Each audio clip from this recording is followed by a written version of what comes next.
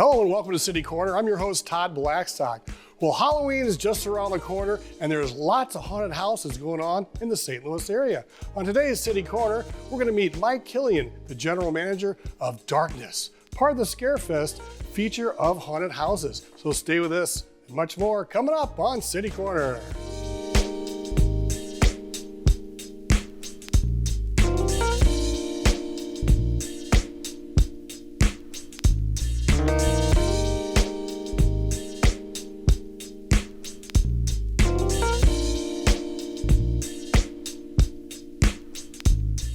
And before we go to our interview with Mike Killian, let's take a look at Darkness from Scarefest. 3 decades of chilling dreams led us to the spine-chilling zenith of the Darkness. The ground for fear, for the most bone-chilling screams you've ever heard. America's #1 haunted house. Venture through 2 expansive floors of terror, outdoor scare zones, TerrorVision 3D, and witness St. Louis' sole eerie horror retail store. All unfolding in the heart of downtown St. Louis next to Soulard Market. Tickets in limited supply. Get them now at thedarkness.com. Wow, I'm scared already. Joining us now in City Corner is the general manager of Darkness, part of the Scarefest feature of haunted houses, Mike Killian. And Mike, thanks for joining us today. And, you know, coming out of that, I'm scared already. I mean, looking at that feature, it reminds me of when I walked into the studio the other day, and you've just got hundreds and thousands of masks and costumes and things. That's quite a production, and it's been going on for quite some time. It definitely is. We're in our 30th year of fear at the Darkness.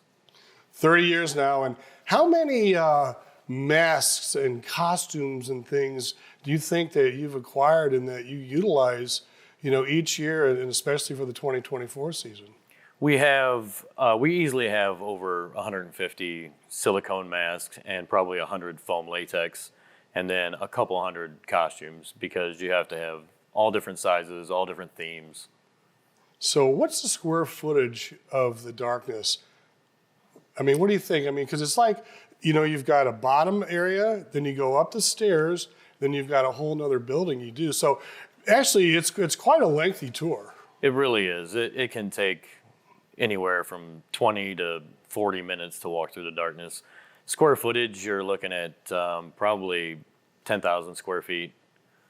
Just in walking paths for customers. Wow, and how many actors do you think you guys employ during a night or during a showing?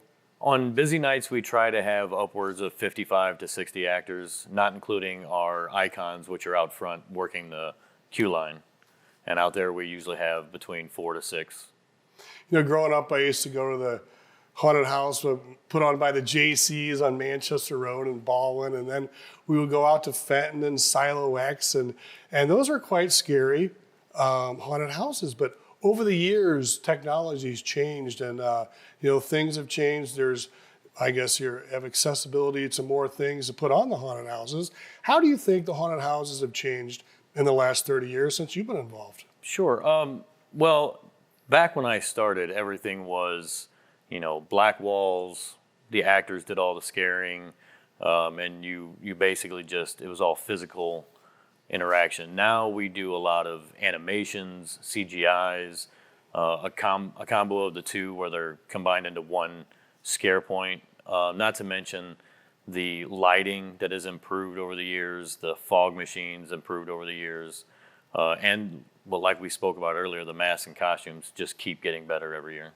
So Scarefest is a combination of 3 different, I guess, haunts. Can you separate those, and we'll start with Darkness after that? Sure. Darkness downtown next to Soulard Market is our flagship haunt. Then we have Lemp, the haunted brewery, which is about 5 minutes down the road at the Lemp complex.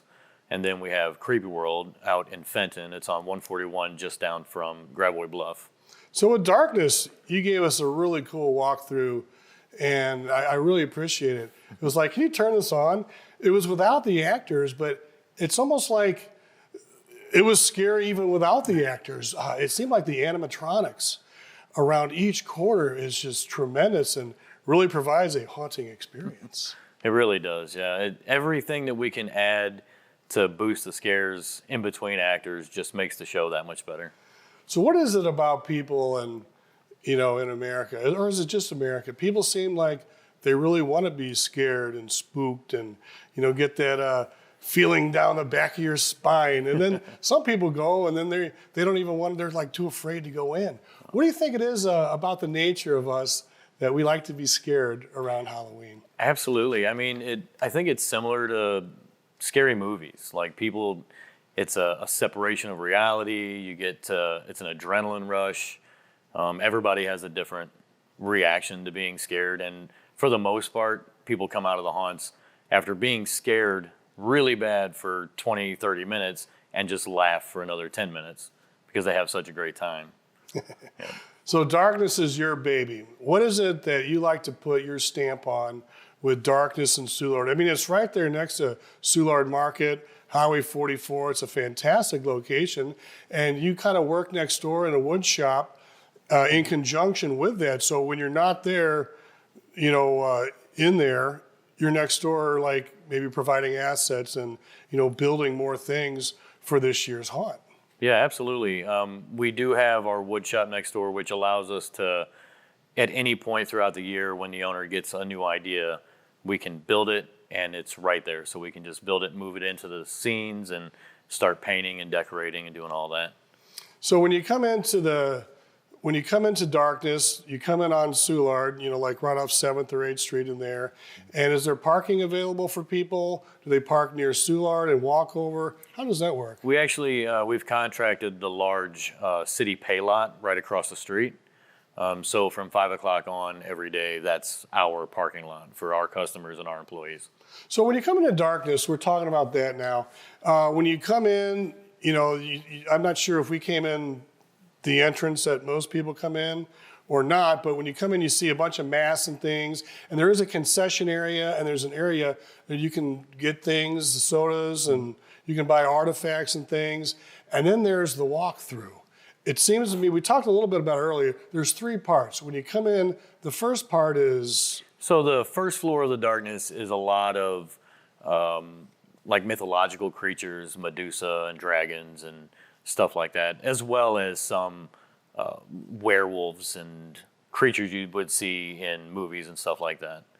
And then when you go upstairs, the second half of Darkness is more of a mansion feel. So anything you would see on an estate, like a cemetery, a family plot, a garage, and things like that, and plenty of scares. Mm-hmm. And then there's a part at the end with the clowns. Yes. I'm like thinking, I'm going through this. Before the clowns, there's an area, it's like an abyss. It's like this cloudy thing. You walk through it, and it's almost like you're in water, but it's like a big fog.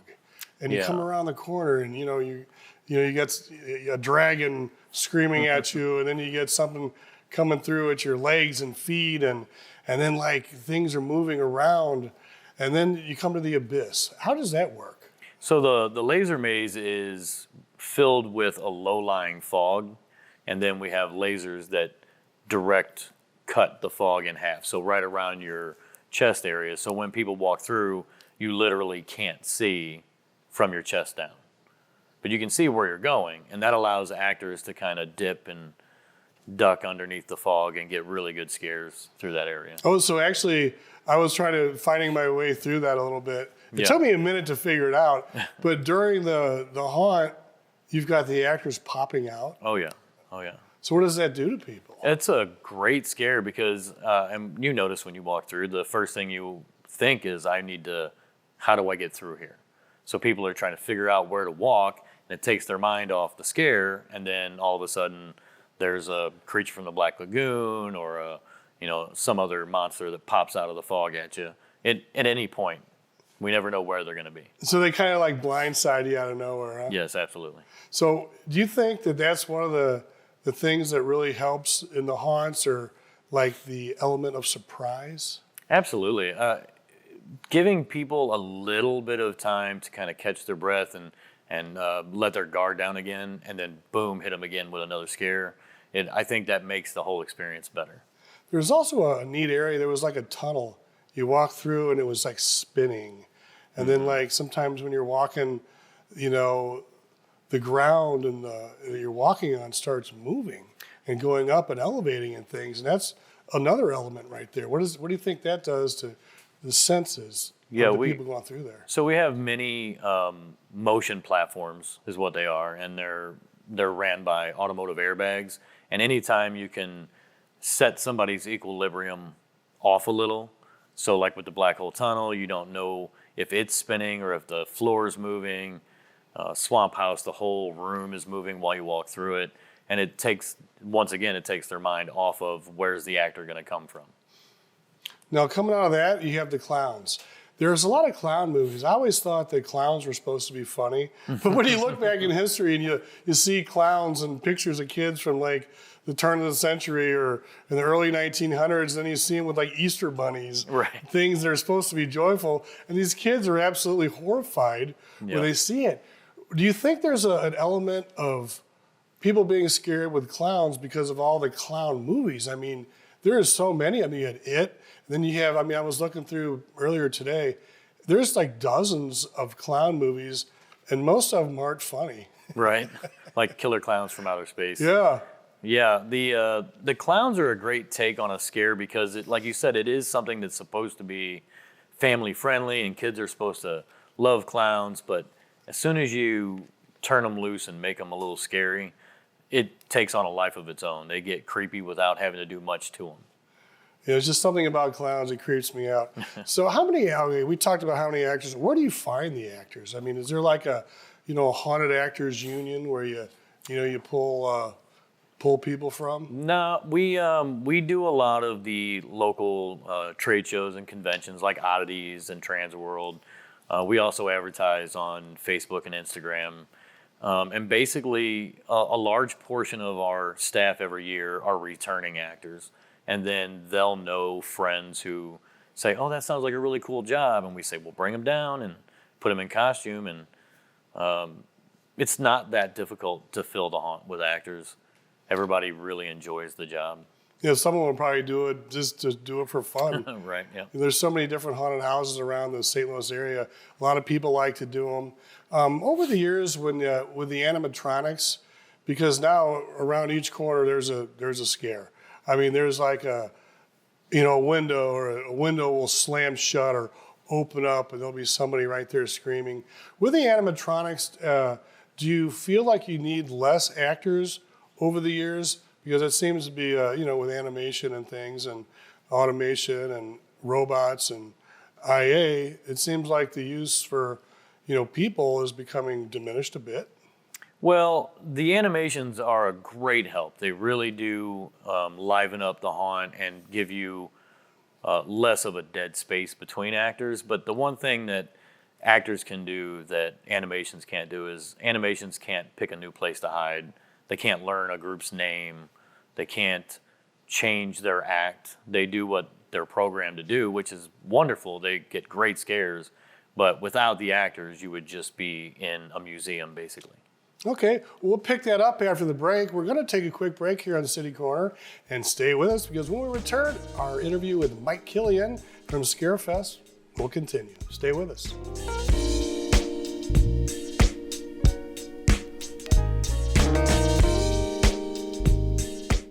Woods of Transylvania stands the abandoned castle of Vlad the Impaler, a chilling lair of undead rise thirsting for blood inside Creepy World's all-new haunted maze, Monster Mansion, one of 13 haunted attractions including haunted hayrides, haunted houses, jack-o'-lantern festival, horror midway, and so much more.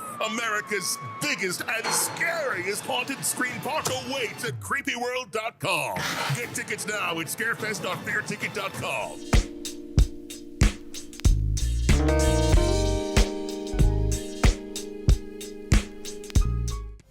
Did you know that you can watch STL TV on your smart TV? That's right. With the new STL TV Now app, you can watch STL TV at home without a cable subscription. And that includes our live broadcast channel as well as video on demand content. We have apps for Apple TV, Fire TV, and Roku. You probably have at least one of those at home, right? But this one is a Fire TV. Now listen, it is really easy to get started. Just find the App Store on your TV, then search for STL TV Now. selected, and click to install.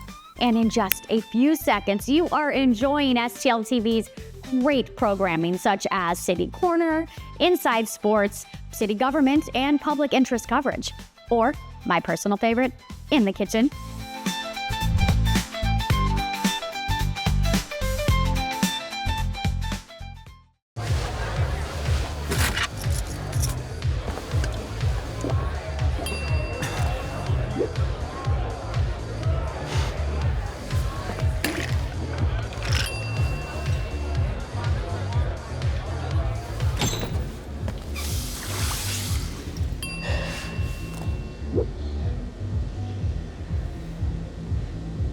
If you need to do something to feel okay to drive, you're not okay to drive.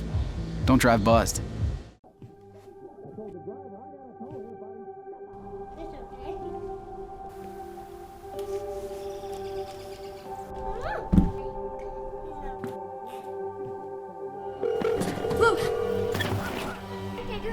Where's your emergency? Everyone's on their way. What happened? Your friend's not breathing. She's dead? Yes, please get my mom and dad. Oh my God!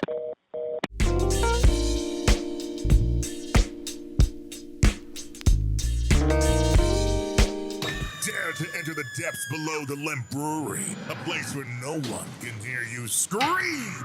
Demons lurk inside an insidious maze of the undead, passageways filled with hordes of flesh-eating zombies. Will you survive St. Louis' only real haunted house? Downtown, deep below the infamous Lemp Brewery? Plan your descent below the Lemp Brewery now at lemphauntedhouse.com or tickets at scarefest.fearticket.com. Fear awaits deep below the Lemp Brewery.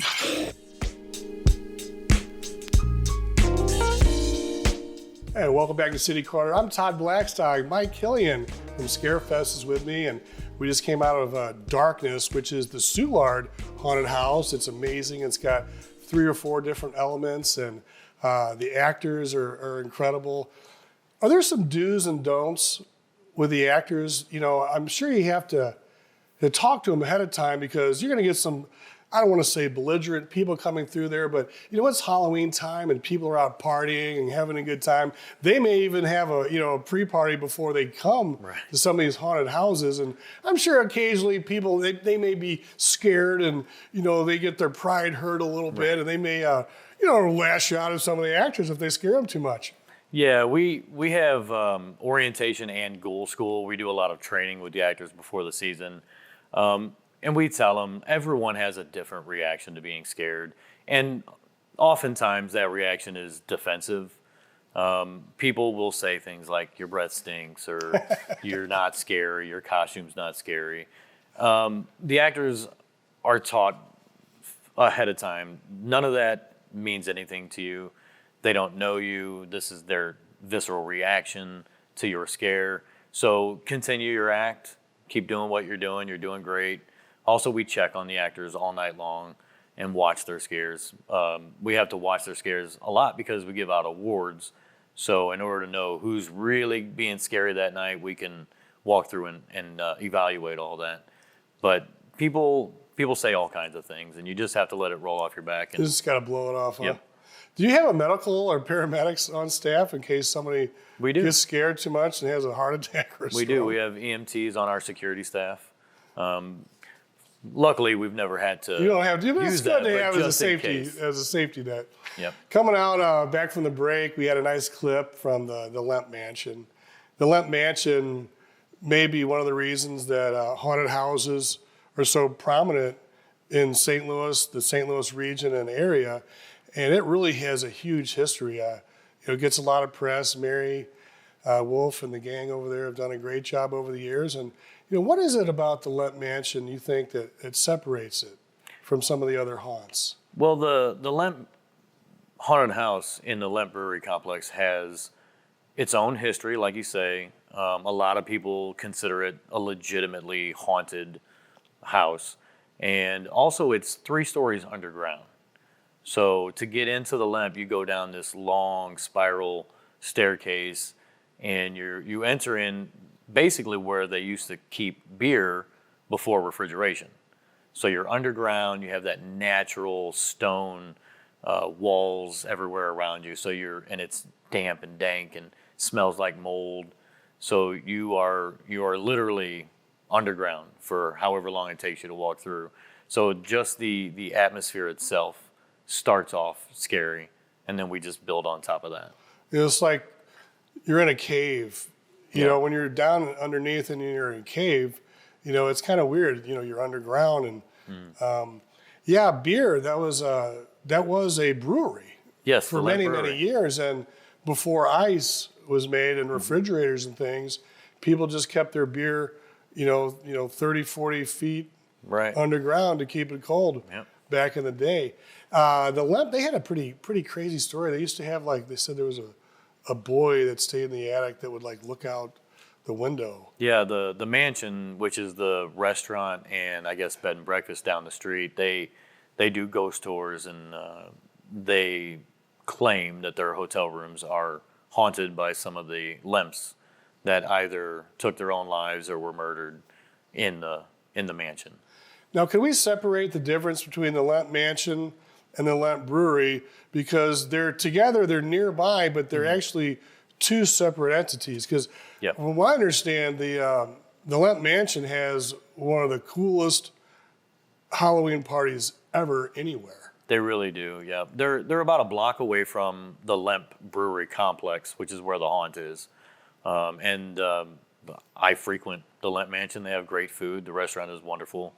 But then the haunt, which is in the old brewery complex, is completely separated, and it's hands down 180 from the mansion. It's dirty and smells, and it's underground. And the mansion is great. I love going there. So it's differentiated like that on purpose. It is, definitely. Well, tell us about the parties there at the Lemp Mansion. I know I was there at least twice, and just seeing all the people dressed up and having the haunted, being like in the haunted house there at the party, it seems to bring out the regalia in everybody. And why do you think so many people really go to that haunted house and that haunted party? The haunted house itself, because of its reputation, I think the Lemp Mansion gets a bit of that as well. And also, the area is well known for their parties and activities during the haunt season, during Halloween. We get a lot of our customers from the mansion when they go there for parties, and hey, what else is there to do? We're going to go down the street and go to the haunted house. Hey, it doesn't seem like it's that far away. It's just a few blocks away. Yes, sir. Great. So we all know the Lemp Mansion's a fantastic place. Then we have Creepy World. Creepy World's out it's a little further out. Where St. Louis County and Jefferson County meet a little bit. And those people want to be scared too and have access to a place. And the Creepy World place in Fenton, that location has housed haunted houses for many years. Yeah, we've been out there for quite a while. It's on 141, just down from Gravois Bluff. And our current location has 8 standalone haunts, a hayride, a pumpkin patch, and then lots of scare zones in between everything. So tell us a little bit about Creepy World. What separates that? I think it's got a record as being having one of the biggest or longest somethings. Yes, it's the largest scream park in the region, in the area. You can spend hours at Creepy World. They've got the 8 different haunts. Everything is one ticket, you walk through. Then there's the hayride, which is a lot of movie monsters, Jason and Michael Myers and things like that. And then the pumpkin patch, which is open sometime during the day for kids who want to come and enjoy Halloween but not get scared. Mm-hmm. Then we have our midway, which is concessions, photo ops. We play movies on the big screen. There's plenty to do at Creepy World. Now, is Scarefest one ticket, or are they all separate? You got Creepy World, Darkness, and then the Lemp situation. We have the option for just individual tickets, or you can buy the large combo ticket and go to each event. And also, if you do buy a large combo ticket and you can't make it to all 3, your ticket's good the entire season. Okay, fantastic. So I'm thinking, what separates, the 3? I'm wondering, if you go to one of them, why would you want to go out to Creepy World if you've already been to the Lemp or Darkness? Sure, yeah. Creepy World it's an outdoor haunt. Okay. Even though it does have standalone haunt buildings, it's an outdoor event.